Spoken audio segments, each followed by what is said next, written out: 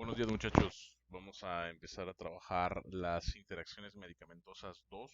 Eh, Les comentábamos que las anteriores actividades de las semanas previas a salir de vacaciones, día expresa solicitud de ustedes por una disminución de la carga de trabajo, hicimos un corte y dejamos pendientes las interacciones medicamentosas.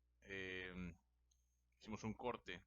Entonces, la diapositiva o las diapositivas en video que tienen ustedes de antes de salir de vacaciones, las interacciones medicamentosas 1, llegamos específicamente hasta la interacción fármaco-enfermedad. Es el turno de la interacción fármaco-alcohol y de la interacción fármaco-alimento. También veremos en un siguiente video, que no es este, el tema de toxicidad. Entonces, bueno, vamos a empezar. Es importante que pongamos atención. Vimos algunos de sus trabajos y la investigación no es del todo completa. Los que ya lo tienen tendrán un poquito de ventaja y de holgura en cuanto al nivel de exigencia, porque solamente deberán de complementar si es que fuera necesario. Y los que, bueno, por ahí no lo hicieron del todo o por ahí también quedó un poco a deber el complemento de la investigación, pues tenemos que mejorarlo. Recuerden que yo lo que voy a hacer o basar mis presentaciones ahorita es en el tema del libro para que ustedes sean capaces de complementarlo a través de la investigación bibliográfica, que es una de las características que ustedes deben de tener, características deseables en el perfil de egreso de un estudiante que va a una carrera del área de ciencias de la salud. Vamos a empezar, por favor. Amar al Espíritu Santo y hacerlo amar. Con María todo, sin ella nada. Las interacciones fármaco-alcohol son las que vamos a manejar primero, como les había dicho, son las que por ahí todavía están pendientes. El libro les maneja también ahí de que hay muchos tipos de alcohol, sí. eh, entre ellos, bueno, pues pueden ser los,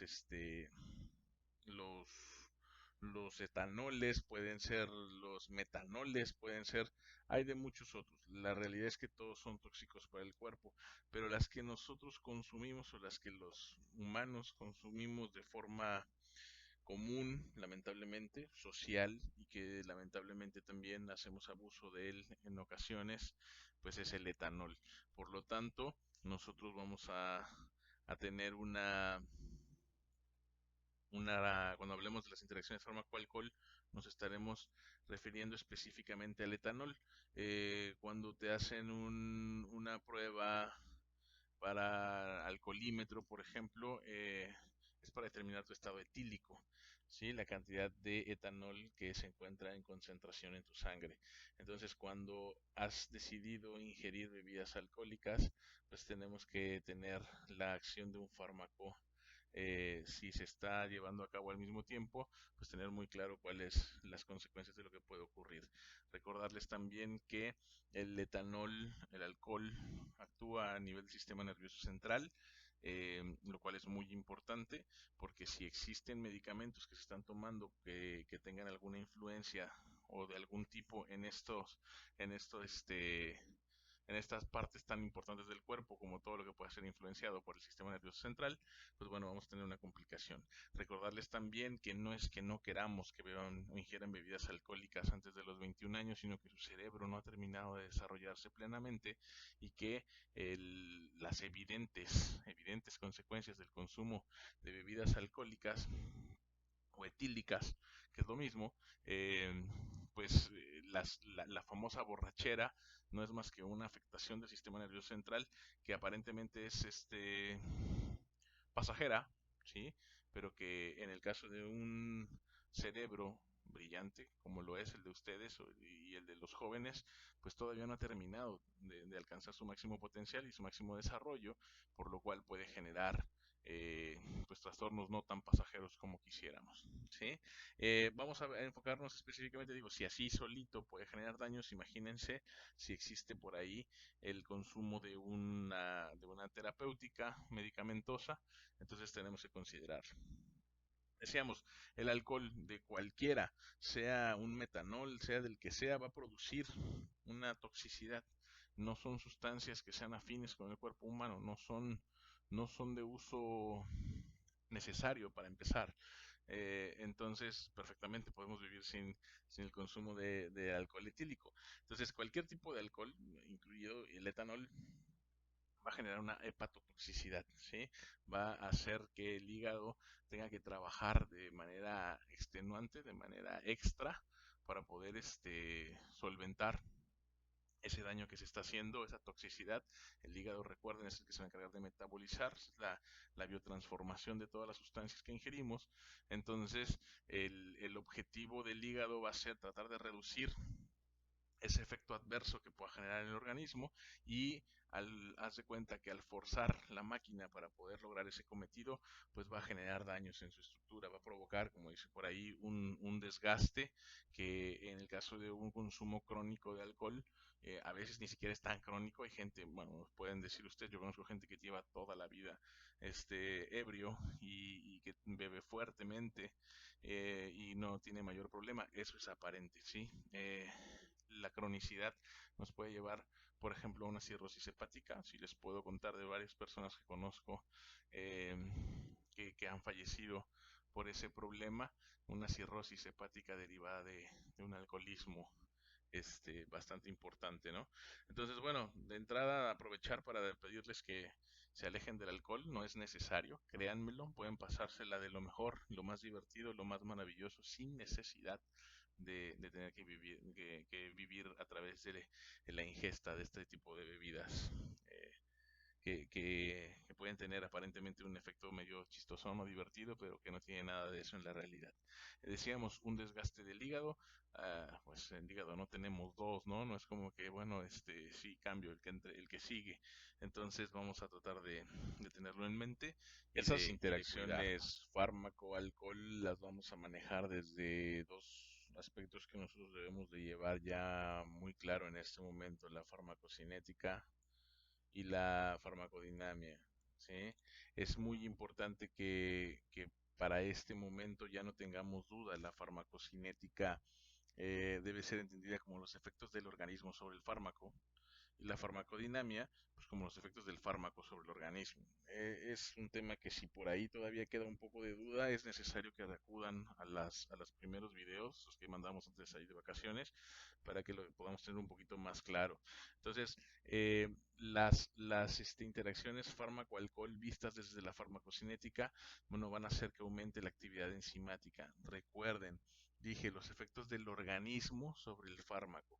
Las enzimas, ustedes saben que son catalizadoras, van a propiciar reacciones. Entonces, estamos hablando de que en el hígado vamos a tener situaciones específicas de biotransformación, bueno, pues que puede al intentar reducir la toxicidad, generarle un daño, bueno, pues aquí va a haber un aumento en esa capacidad enzimática que va a propiciar mayor cantidad de reacciones químicas, que no siempre puede salir del todo bien.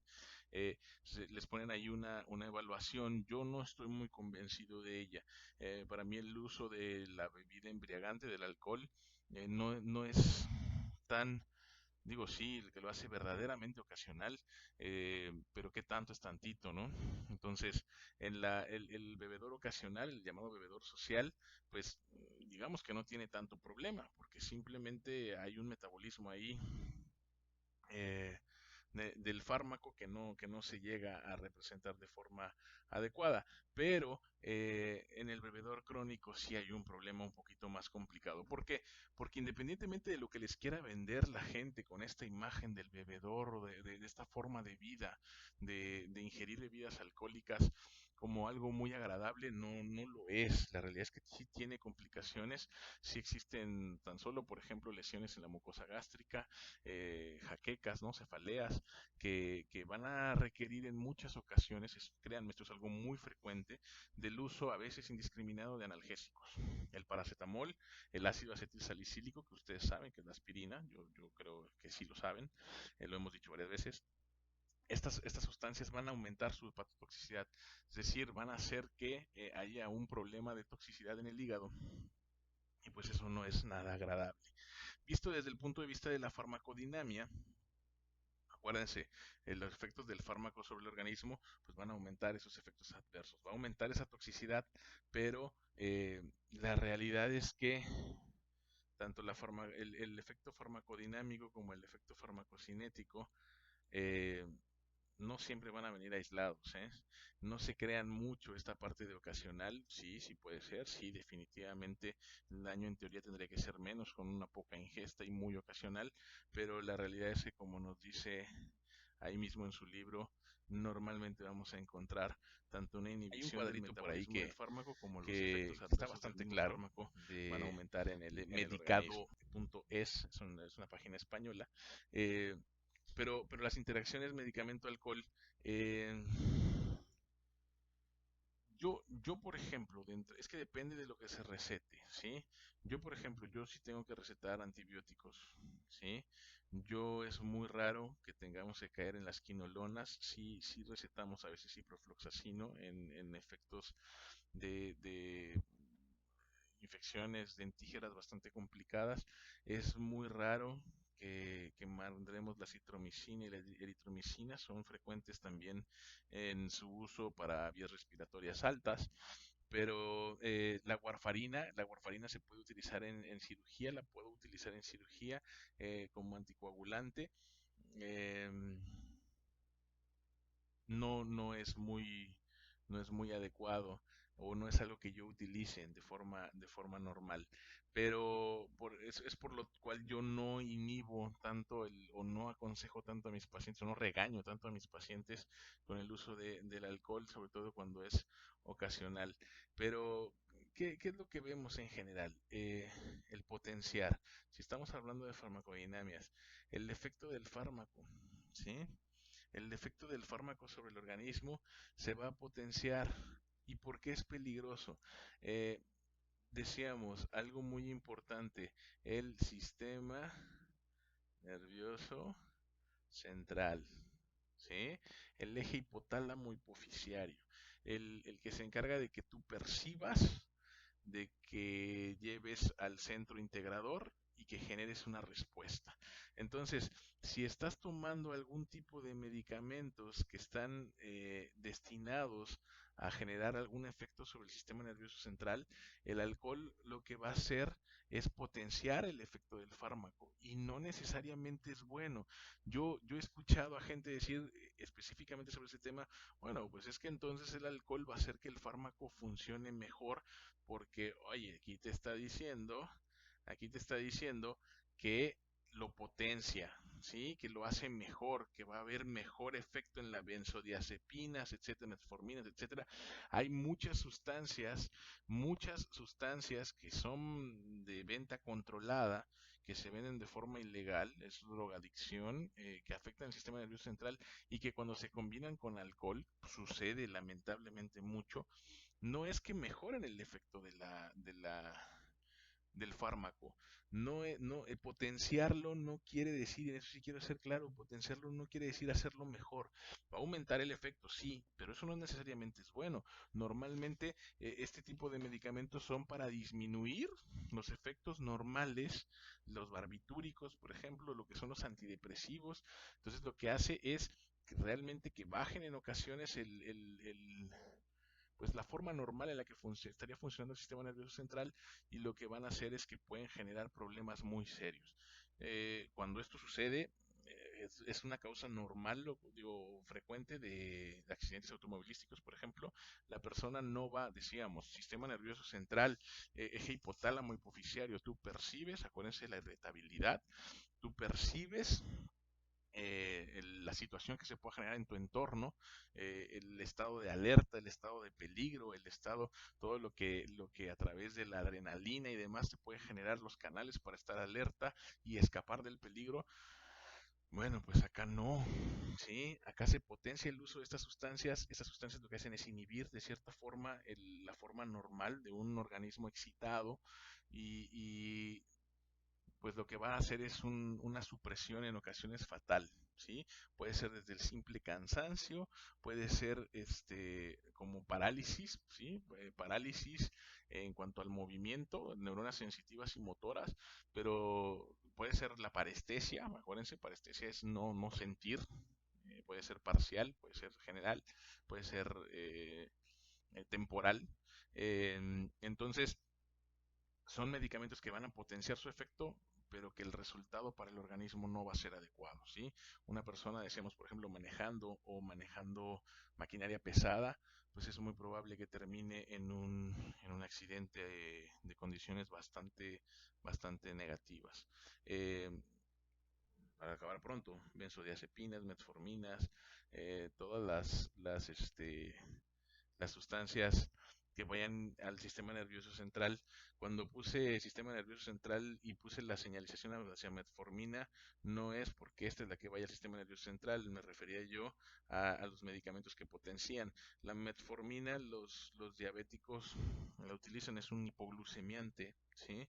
Entonces, hoy en día la gente que es diabética, que es muchísima, pues consume de forma regular, es más, de forma diaria, la metformina, y el alcohol va a hacer que incluso pueda bajar de forma drástica esos niveles de glucosa en sangre y generar un problema serio. Repito, son supresiones, son efectos que van a bajar, van a disminuir los excesos, pero que si se van a potenciar, pues los van a bajar de más. Puede haber una hipoglucemia complicada, puede haber un problema serio de parestesia, de dificultad motriz y sobre todo en general de respuesta ante la irritabilidad. Les decía yo, en el caso de los antibióticos, hay antibióticos a los que no está tan del todo probado. Algunos medicamentos que yo mando no es tan dañino si el paciente se toma unas cervecitas porque les puedo platicar. Cuando ustedes tengan que recetar un medicamento, la lógica diría que la primera pregunta del paciente va a ser, bueno, doctor, ¿y con esto se me quita? ¿No? La realidad es que la mayor cantidad de veces lo que te van a preguntar es, oiga, ¿y puedo tomar el fin de semana con esto que me estás recetando? Entonces ahí es donde se pone complicado. Yo no les prohíbo, porque a veces prohibir es hacer que lo hagan mal. Digo más, con medicamentos antibióticos que son de uso dental, pero sí muchos otros sí son un problema donde el efecto del antibiótico pues no va a ser el mismo y las infecciones pues no van a ceder como tendrían que ceder normalmente, bueno, no normalmente, sino siempre deberíamos de mandar los antibióticos, o sea, de indicarlos, de recetarlos únicamente para aspectos específicos de una infección considerable, ¿sí? Decía yo, creo que ahorita tratando de escuchar lo que acabo de decir, dije que la warfarina para cirugías, pues es al contrario, ¿no? Nosotros es para que no haya coagulación y no haya trombos. Es lo que quise decir fue en cirugía no podemos utilizar ni el ácido acetil salicílico ni la warfarina porque son anticoagulantes, ¿sí? El ácido acetil salicílico también tiene efectos anticoagulantes y de hecho hay personas que por problemas cardíacos, el internista o el cardiólogo o su médico general les mandan el consumo diario de ácido acetil salicílico. Y estas, bueno, pues son las que les había yo dicho, ¿no? Que están ahí en su libro, ácido acetil salicílico, paracetamol e incluso los antihistamínicos, que son muy frecuentes en gripas y demás, o en alergias. Creo que ustedes saben que la gran mayoría de las personas tienen por ahí alergias y muchos están tomando antihistamínicos. Recuerden que ya hablamos de esto, los ejemplos de la histamina, cómo funcionan. Bueno, el antihistamínico inhibe el uso de la histamina, que es el que se encarga de reaccionar ante un agente agresor. Y la codeína, bueno, son derivados también que normalmente se usan con analgésicos. Entonces, potencia la toxicidad del fármaco. Ya lo habíamos platicado en la diapositiva anterior. Va directamente al tema de la hepatotoxicidad, porque el hígado lo que va a hacer es tratar de reducir la toxicidad y al igual que con el uso del alcohol, la combinación alcohol con estos fármacos se van a traducir en que nuestro pobre amigo el hígado vaya a resultar afectado en su estructura y por ende posteriormente y gradualmente en su función. Bien, vamos a pasar a la siguiente. El segundo punto importante aquí serían las interacciones fármaco-alimento. Sí, es otro factor bastante importante a la hora de considerar, estoy buscando el puntero, eh, fármaco primero, alimento después, a la hora de considerar que el tema importante aquí es la nutrición, ¿sí? Por ahí mi amiga la nutrióloga tiene que tener muy, muy claro esto, no ella solamente, todos, pero aquí ella tiene un factor importante, es de hecho en la clínica, la parte de licenciado en nutrición, es fundamental este aspecto, porque el licenciado en nutrición que realiza nutrición clínica debe de tener muy claro cuáles son los conceptos farmacológicos, cuál es la terapéutica que el paciente está cursando para en consecuencia poder llevar a cabo la dieta. Lo que ella suministre en la dieta, lo que este profesional nutriólogo suministre en la dieta, pues va a ser importantísimo a la hora de interactuar con el tratamiento terapéutico farmacológico que el paciente esté llevando. Y no solamente en la clínica hospitalaria, sino también en el diario de la consulta. ¿Qué es lo importante que tenemos que entender aquí? Los componentes de la dieta. El libro les maneja ahí varios ejemplos de una taza de café, de muchas situaciones, incluso creo que lo que leí el otro día hablaba de una uva, ¿no? ¿Cuántos componentes puede tener una sola uva? Entonces, cómo los componentes de todo lo que tú consumes, recordando que dieta nosotros la empleamos mal, ¿no? Dieta a veces lo tenemos como sinónimo de, de una reducción en el consumo, ¿no? Y dieta es todo lo que consumimos. Puede haber dietas hipercalóricas, hipocalóricas, etcétera, pero dieta es todo lo que consumimos en cuanto a alimentación. Entonces, todos los componentes de cada una de las cositas que nosotros decidimos llevarnos a la boca para alimentarnos tienen que ver y tienen que ser consideradas a la hora de las interacciones. Interacción alimento-medicamento y interacción medicamento-alimento. Son las dos vertientes, ¿sí? Estamos hablando de interacciones fármaco-alimento, pero hay un orden, así como cuando hablamos de farmacocinética, de farmacodinamia, como la farmacocinética son los efectos del organismo sobre el fármaco y la farmacodinamia son los efectos del fármaco sobre el organismo. Ojo que lo he dicho mil veces, ¿eh? Eh, pues aquí también, aquí hay una pequeña variación entre si es orden alimento-medicamento o medicamento-alimento. Esto de que aquí el orden de los factores no altera el producto, bueno, aquí un poquito, ¿sí? Vamos a ver las dos vertientes. Alimento, medicamento primero y después medicamento, alimento, ¿sí? Que tiene que ver un poquito con ese tema de Vamos a las farmacodinámica, primeras, el IAM, farmacodinamia y IAM, ¿sí? farmacocinética, o Interacción farmacocinética primero y alimento-medicamento. La farmacodinámica después. influencia de los alimentos en la dieta sobre los fármacos. Hay variaciones o estas interacciones se pueden presentar desde dos formas de verlas, las farmacocinéticas y las farmacodinámicas. Entonces, el problema en la farmacocinética, eh, pues es en todo lo que ya habíamos visto del ADME, ¿no? ADME, ¿sí? Los problemas que puedan tener en la absorción, ¿sí? La reacción con el alimento y sobre todo con la distribución y su excreción. El, la situación es muy sencilla, muchachos. Acuérdense, esto es para explicarles, ¿no? Porque si no, pues los pongo a leer el libro. ¿Qué pasa? El concepto farmacocinético se ve afectado porque lo que comes va a tener una alteración en el proceso normal de la farmacocinética. Decíamos, de cómo el organismo va a actuar sobre ese fármaco, cómo lo va a absorber, cómo lo va a distribuir, incluso cómo lo va a eliminar. Porque si tienes algunos alimentos por ahí que consumiste que requieren prioridad en excreción, por ejemplo, hablábamos ya de las vitaminas liposolubles e hidrosolubles. Las hidrosolubles se disuelven en el agua y bueno, se eliminan de volada si no las consumes frecuentemente, por eso aquello de 5 verduras y 5 frutas al día. Es necesario que entendamos que lo que tú estés comiendo todos los días va a afectar en cómo se absorbe, en cómo se distribuye, bueno, en todo lo que hablábamos del ADME, ¿no? O ADME.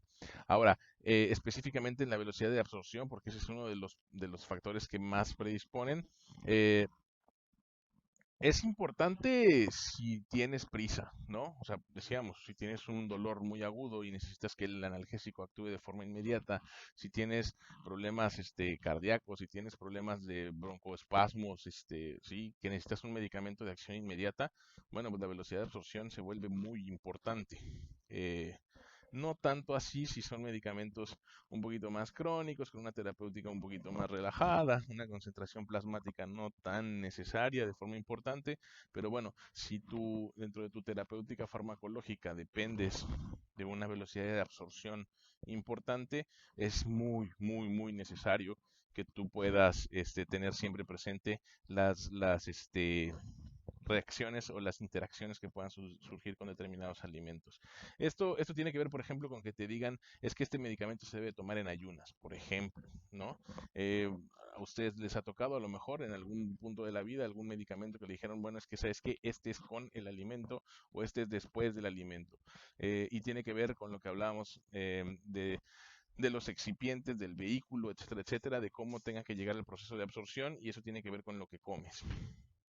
Obviamente, un organismo en ayunas pues tendrá una mayor facilidad de absorción que un organismo, un estómago, por ejemplo, en el caso de que la absorción sea ahí, que está ocupado al mismo tiempo digiriendo o absorbiendo alimentos al mismo tiempo. Y en el concepto farmacodinámico, pues están propiamente, repito, farmacodinamia, efectos del fármaco sobre el organismo, hablamos de los adversos, pues aquí están, ¿sí? Los efectos adversos o antagónicos, por ejemplo. ¿Se acuerdan del antagonismo que hemos platicado muchas veces? Esa regulación de los feedback y todo eso, sí, sí se acuerdan del feedback. Entonces, por ejemplo, si tú estás tomando suplementos que no, aquí yo quisiera ponerle un asterisco y explicar muchísimo, no tenemos la oportunidad, pero los suplementos, estos famosos antioxidantes que se venden como productos maravilla y demás, pero vamos a suponer que los estás tomando, pero tú al mismo tiempo de que estás tomando estos suplementos antioxidantes, porque por ahí te llegó información de la tía que te manda cualquier cosa en el WhatsApp, este, de los efectos oxidativos o oxidantes del cuerpo y el envejecimiento precoz y bueno, mil cosas.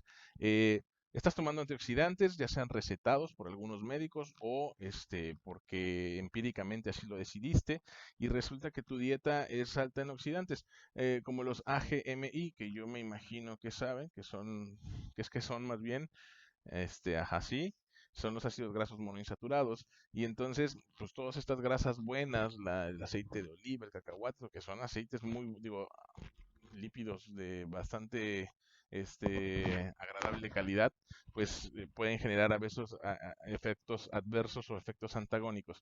Y esto es por mencionar solamente unos, ¿eh? Porque ahí el libro les decía antioxidantes y oxidantes, pero muchos efectos de lo que tú comes que tienen una tendencia y que tu medicamento se puede encontrar con un efecto opuesto cuando llegue al organismo. Y la otra vertiente es el medicamento alimento. Bueno, ahí en realidad el tema les marca nada más una tablita. Yo no les voy a copiar la tabla, esa la tienen ustedes en su libro, pero el problema específico, si bien en los anteriores hablábamos de que es solamente la nutrición, aquí decíamos es cómo el medicamento se va a ver alterado por el alimento. La terapéutica crónica, sí, si son pacientes, decíamos ayer, que son síndrome metabólico, que son hipertensos, que son diabéticos, que tienen que cursar con antihipertensivos, con hipoglucemiantes, como las metforminas, etcétera, etcétera, pues eso resulta en un problema. O los pacientes hipersensibles, como pueden ser el caso de entrada, por más sanos que estén, de niños y de los ancianos, que lamentablemente pues muchas veces van juntos, ¿no? El anciano es un paciente muchas veces hipertenso y diabético o sea, puede ser hipertenso nada más, o puede ser solo diabético, o normalmente las dos. Entonces, les marca tres estructuras de qué es lo que puede pasar, o sea, tres casos posibles, ¿no? La interacción del efecto del fármaco, ¿sí? Cómo el fármaco, decíamos, como tema muy importante, afectar la absorción, lo dijimos con el alcohol, lo dijimos incluso con otras enfermedades. eh, Cómo el medicamento que tú estés tomando puede afectar su absorción. ¿Por qué? Porque hay efectos de algunos medicamentos que tienen ya una, ¿cómo les diré? Un efecto nocivo en el organismo. Eméticos, que son los que propician el vómito, los del hiperperistalismo, o bueno, los que son laxantes, ¿sí? Acuérdense, los movimientos peristálticos son los que van a hacer que este producto pase a través de todo el tubo digestivo. Bueno, los laxantes van a favorecer la velocidad de ese tracto o de ese trayecto, entonces van a ayudar a favorecer la defecación, la expulsión de la sustancia, o incluso los que cambian la acidez. ¿Sí? La acidez estomacal por mil cosas, porque la acidez estomacal se ve alterada por lo que comes, porque en México le ponemos limón al limón, porque en México le ponemos chile a lo que ya pica y le ponemos limón y chile a todo, incluso a lo dulce. Entonces, bueno, medicamentos que sí van a verse afectados por la absorción, y si no se absorbe, pues olvídate ya de la distribución, el metabolismo y la eliminación, simplemente no va a ser el efecto que necesitamos. Una interacción por efecto secundario del fármaco. Normalmente vamos a ver aquí los ejemplos que les pueden poner o que ustedes pueden investigar. Van a ver con alteraciones o con lesiones o con daños o con situaciones que van a afectar en general algún punto del aparato digestivo. ¿Sí? Y la interacción propiamente dicha, bueno, ahí es cuando hay problemas específicos. Por ejemplo, decíamos, van a competir en la absorción el alimento con el medicamento, y eso va a hacer que haya problemas en la absorción y por ende en el resultado o en el efecto. La inducción enzimática, hablamos de las enzimas, que son catalizadores que propician reacciones, entonces se van a sustituir los nutrimentos que tú tenías pensados o esperados, y ahí va a haber un problema, ¿sí? Bueno, eh, la realidad es que, como les decía, el tema en el libro viene muy claro. Estos videos que yo les hago pueden sonar a veces redundantes, pero es que la verdad es que al nivel que pretendemos que el conocimiento llegue a ustedes en este punto, porque podríamos profundizar mucho más, pues está bastante digerible. Lo podrían hacer ustedes solos, no me queda duda de eso, pero necesitamos que partan hacia la investigación. Por ejemplo, aquí hay una tablita, no, y eso lo aclaro, ¿eh? No estoy pidiendo bajo ninguna circunstancia que ustedes se aprendan este, las interacciones médico-alimento clínicamente relevantes, y esto les tocará ya desde su terapéutica más específica, el medicamento que tú recetas con el alimento que el paciente consume, o si eres nutriólogo al revés, el medicamento que el paciente consume y el alimento que tú vas a indicar, y aquí están las interacciones, ¿sí?